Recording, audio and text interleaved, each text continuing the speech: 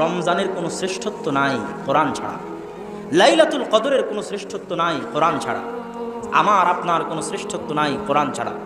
রমজান মাসে জন্ম হয়েছে যেই কিতাবের, সেই কিতাবের নাম কি? কোরআন। তাহলে রমজান মাসের সবচেয়ে বড় প্রস্তুতি কি হওয়া উচিত বলেন? রমজান মাসের সবচেয়ে বড় প্রস্তুতি কি হওয়া উচিত? কোরআন। কোরআনবিহীন রমজান কিসের? যেই রমজানের সব শ্রেষ্ঠত্ব, সব ফজিলত, সব মর্যাদা আল্লাহ কোরআনে বর্ণনা করছেন এইভাবে, শাহরু রমাদান আল্লাযী উনজিলা ফীহিল কোরআন। জানো রমজান কোন মাস? রমজানের সব মর্যাদা, সব ফজিলত এই কারণে, আল্লাযী উনজিলা ফীহিল কোরআন, যে রমজান মাসে কোরআন অবতীর্ণ হয়েছে। গোটা রমজান পার হয়ে গেল, চাঁপাইনবাবগঞ্জের কেউ একদিন কোরআন খুলে দেখলো না, আর রমজানের সরিষা সম পরিমাণ দাম নাই, আর রমজানের সিয়াম থাকার চুল পরিমাণ দাম নেই। কিসের রমজান? কোরআন ব্যতীত। রমজানের সম্মানিত কোরআন, রমজানের বরকতিত কোরআন, রমজানের মর্যাদায়িত কোরআন, রমজানের ফজিলতিত কোরআন। অতএব কোরআনবিহীন রমজান প্রকৃত রমজান নয়। তাহলে রমজানের প্রস্তুতির 1 নম্বর অধ্যায় হচ্ছে পবিত্র কোরআন। রমজান মাসে অধ্যয়ন করতেই হবে।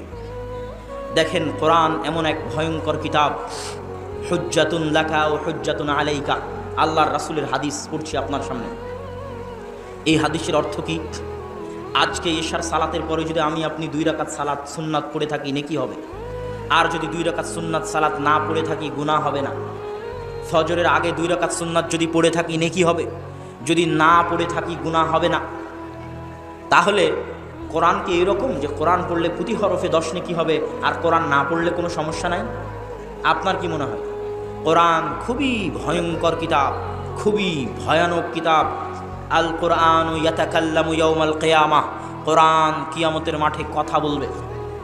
আপনার কাছে আশ্চর্য লাগতে পারে, কোরআন কিভাবে কথা বলবে? আমার প্রশ্নের উত্তর দিবেন, গরু ছাগল কথা বলতে পারে? গরু ছাগল কথা বলতে পারে? আমি আপনি কথা বলতে পারি? তো গরু ছাগলকে কথা বলতে দাও, কথা বলার সুযোগ দিল না, আমাকে কথা বলার সুযোগ দিল, সেই সত্তা কে? আল্লাহ।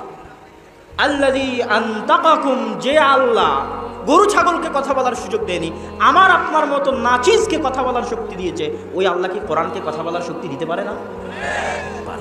আল কোরআন ইয়াতাকাল্লামু ইয়াউমাল কিয়ামাহ। কোরআন কিয়ামতের মাঠে কথা বলবে। আর যখন কোরআন কিয়ামতের মাঠে কথা বলবে, তখন আমার আপনার পরিস্থিতি হবে খুবই ভয়ঙ্কর। সুন্নাতের মতো নয়, নফলের মতো নয়, রাখলে নেকি না রাখলে গুনাহ নাই, এটা নয়। আল কোরআন হুজ্জাতুন লাকা ও হুজ্জাতুন আলাইকা।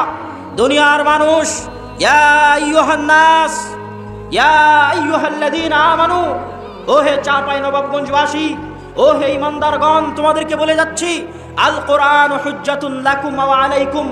এই কোরআন হয় তোমাদের পক্ষে কথা বলবে কিয়ামতের মাঠে, না হয় তোমাদের বিপক্ষে কথা বলবে কিয়ামতের মাঠে। আল্লাহ রাসূল বলেননি যে কোরআন কিয়ামতের মাঠে যে কোরআন পড়েছে ওর পক্ষে কথা বলবে, আর যে কোরআন পড়েনি কোরআন চুপ থাকবে। এই কথা বলেননি যে দুনিয়াতে কোরআন পড়েনি কোরআন কিয়ামতের মাঠে ওর বিপক্ষে কথা বলবে। কেন বিপক্ষে কথা বলবে? আপনার এসএসসি করার সুযোগ হলো, এইচএসসি করার সুযোগ হলো, নেতার পিছনে মিছিল করার সুযোগ হলো, মিটিং করার সুযোগ হলো, হরতাল মারামারি গন্ডগোল করার সুযোগ হলো, রাজনীতি করার সুযোগ হলো, ব্যবসা করার সুযোগ হলো, বিয়ে শাদী করার সুযোগ হলো, সন্তান সন্ততির বিয়ে শাদী দেওয়ার সুযোগ হলো, নাতি পুতিনকে নিয়ে কোলে থাকার সুযোগ হলো, গোটা জীবন পার করে দিলেন, সব কিছুর সুযোগ হলো।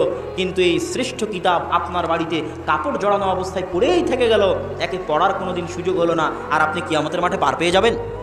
আপনি কি বলেন? নেয়ামত যত বড়, বিপদ তত বড়। কোরআনের মতো এত বড় নেয়ামত দিয়েছে আল্লাহ, বিপদ তত বড়। আল্লাহ কোরআনের মতো বড় নিয়ামত না দিত নাই, কথা শেষ। কিন্তু কোরআনের মতো বড় নিয়ামত যে আপনার বাড়িতে, কোরআনের মতো বড় নিয়ামতের উম্মত যে আপনি, তো কোরআন নিয়ে বসে আছেন বাড়িতে, কোরআন পড়বেন না, মহা পরীক্ষা, মহা বিপদ। এই কোরআন কিয়ামতের মাঠে আপনার বিরুদ্ধে কথা বলে আপনাকে জাহান্নামে নিয়ে চলে যাবে।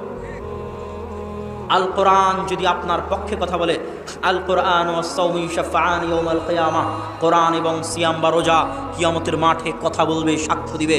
আল্লাহ ক্ষমতা দিবেন কোরআন এবং সাওমকে কথা বলার, যে আল্লাহ মানুষকে কথা বলার ক্ষমতা দিয়েছেন। আল্লাহ যদি মানুষকে কথা বলার ক্ষমতা দিতে পারেন, তো ওই আল্লাহ কোরআনকেও কথা বলার ক্ষমতা 100 বার দিতে পারেন।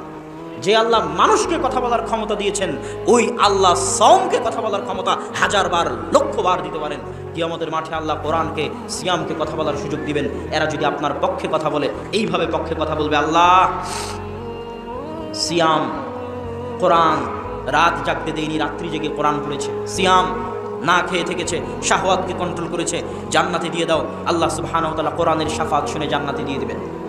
দেখেন কোরআন কি কিতাব, কত ভয়ঙ্কর কিতাব। এই কোরআনের পাওয়ার, এই কোরআনের বরকত, এই কোরআনের ক্ষমতা, কোরআনকে মূল্য দেওয়ার আর মূল্য না দেওয়ার ক্ষমতা এত বেশি। ওমর ইবনুল খাত্তাব রাদিয়াল্লাহু তাআলা আনহু, অর্ধজাহানের শাসক, অর্ধ পৃথিবীর খলিফা, তাকে চিঠি লিখেছে জেরুজালেম থেকে তার সাহাবীরা যে আমরা জেরুজালেম ঘেরাও করে রেখেছি, জেরুজালেম বিজয় করার জন্য আপনাকে আসতে হবে। বাইতুল মুকাদ্দাসের চাবি পাদ্রী খলিফাতুল মুসলিমিন ছাড়া কারো হাতে দিবে না। ওমর রাদিয়াল্লাহু তাআলা বললেন আনা আতি, আমি আসছি। আমি আসছি বলে উনি এই যে রওনা দিলেন জীর্ণ শীর্ণ কাপড় পরে, টুটা ফাটা তালি দেওয়া কাপড় পরে, রাখালকে উটের পিঠে রেখে নিজে রশি ধরে টানছেন। এই মুহূর্তে উনি ওল্ড জেরুজালেম, পুরাতন জেরুজালেম শহরের প্রবেশ মুখে। হাজার হাজার লক্ষ লক্ষ খ্রিস্টান পাদ্রী অপেক্ষায় আছে, আসবে অর্ধজাহানের শাসক। 4000 সাহাবী অপেক্ষায় আছে, আসবেন আমিরুল মুমিনিন। ওমর রাদিয়াল্লাহু তাআলা আনহু যখন ঢুকছেন জীর্ণ শীর্ণ পোশাকে, রাখালকে উটের পিঠে বসিয়ে নিজে রশি ধরে টেনে, তখন হন্তদন্ত হয়ে সাহাবীরা ছুটে এসে ওমর রাদিয়াল্লাহু তাআলা আনহুকে বলছেন, আমিরুল মুমিনিন, আজকে গোটা খ্রিস্টান বিশ্বের সামনে আপনি আমাদের অপমান করে দিলেন। গোটা খ্রিস্টান বিশ্ব অপেক্ষায় আছে। বাপরে বাপ, বাইতুল মুকাদ্দাস সমর্পণ করে দিচ্ছে, যেই বাইতুল মুকাদ্দাস সারা পৃথিবীর বিনিময়ে খ্রিস্টানরা রাজি হবে না। ইউরোপের কি নাই, জার্মান ফ্রান্স ইংল্যান্ডের কি নাই, যে জার্মান ফ্রান্স ইংল্যান্ডকে সিরিয়ার মাটিতে যুদ্ধ করতে হবে? জার্মান ইংল্যান্ড ফ্রান্সের কি নাই, যে জার্মান ইংল্যান্ড ফ্রান্সকে ফিলিস্তিনের মাটিতে যুদ্ধ করতে হবে? ইহুদিদের কি নাই, ট্রাম্পের কি নাই, যে জেরুজালেমকে রাজধানী করতে হবে? গোটা দুনিয়া আমাদের দিয়ে দেন, বলেন যে বাইতুল মুকাদ্দাস মুসলমানদের দিয়ে দাও, গোটা দুনিয়া তোমাদের দিয়ে দিলাম, আমরা মুসলমানেরা কোনো বাংলাদেশ চাই না, পাকিস্তান চাই না, কিচ্ছু চাই না, সব নিয়ে চলে যাও, খালি মক্কা মদিনার বাইতুল মুকাদ্দাস আমাদেরকে দাও। দিয়ে দেন, কোনো দিন রাজি হবে না। সারা পৃথিবীর বিনিময়ে বাইতুল মুকাদ্দাস দিতে রাজি হবে না। বাইতুল মুকাদ্দাসে তাদের নবীর মা মারিয়াম আলাইহিস সালাতু ওয়াস সালাম বাইতুল মুকাদ্দাস খেদমত করেছে, ঝাড়ু দিয়েছে।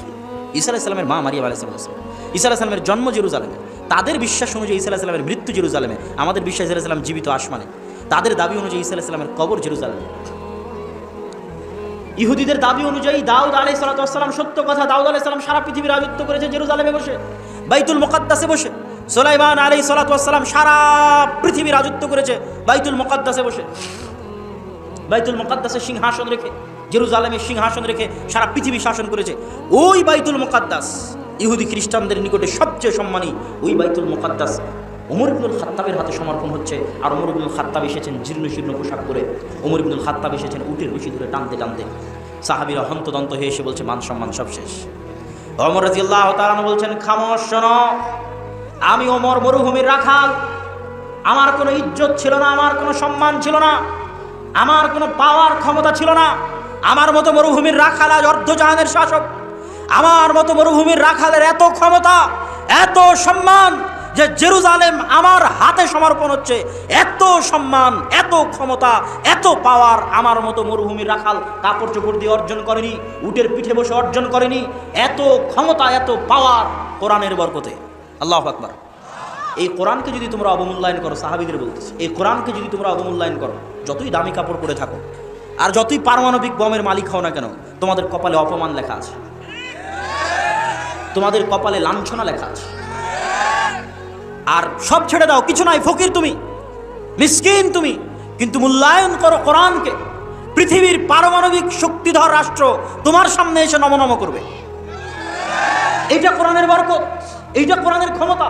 এটা তো কাপড় চোপড় দিয়ে অর্জন করিনি, আর উটের পিঠ দিয়ে অর্জন করিনি। এই বরকত কোরআনের বরকত। এই কোরআনের কারণে আল্লাহ কোনো জাতিকে উত্থান ঘটান, আর এই কোরআনকে অবমূল্যায়ন করার কারণে আল্লাহ কোনো জাতির অধপতন ঘটান।